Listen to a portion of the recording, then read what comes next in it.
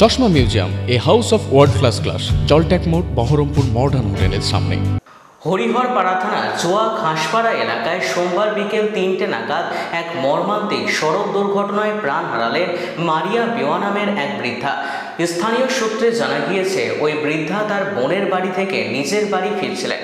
সেই সময় হরিহরপাড়া থেকে নওদার দিকে দ্রুত গতিতে আসা একটি 4 চাকা গাড়ি নিয়ন্ত্রণ হারিয়ে রাস্তা দিয়ে হেঁটে যাওয়া মারিয়া বেওয়াকে সজোরে ধাক্কা মারার পর গাড়িটি রাস্তার পাশে থাকা একটি প্রাচীরে সজোরে ধাক্কা মারে। ভয়াবহ এই দুর্ঘটনার পরপরই এলাকায় ব্যাপক চাঞ্চল্যের সৃষ্টি হয়। পুলিশ পৌঁছে গাড়ির চালককে আটক করেছে।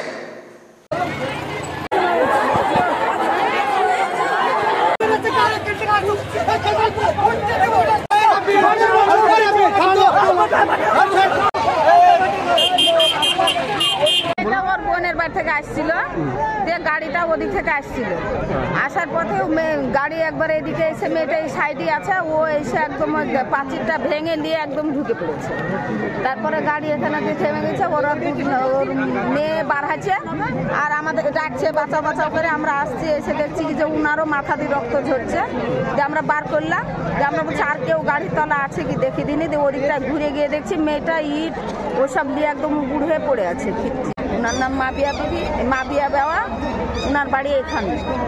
ওদের বাড়ি তো কলেজের পাশে। ও এমনি হেঁটে আসছিল, হ্যাঁ সাইড দিয়ে আসছিল। সাইড দিয়ে এসে হয়তো গাড়িটা দেখেছে যে এদিকে ঢুকে পড়ছে, ভয়ে ঘরের দিকে ঘিসে গিয়েছে। তা ওই পাঁচিরটা ভেঙে ঘিসিয়ে নিয়ে চলে এসছে। বহরমপুর থেকে আসছিল। হ্যাঁ, মেয়েটা একাই হেঁটে আসছিল, কেউ ছিল না।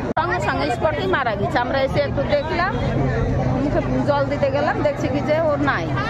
চাইছি যেটা ভালো হবে, আইন যেটা বুঝবে সেটাই করবে, আমরা সেটাই চাই। কি নাম আপনার? আমার নাম কোহিনুদ্দিন।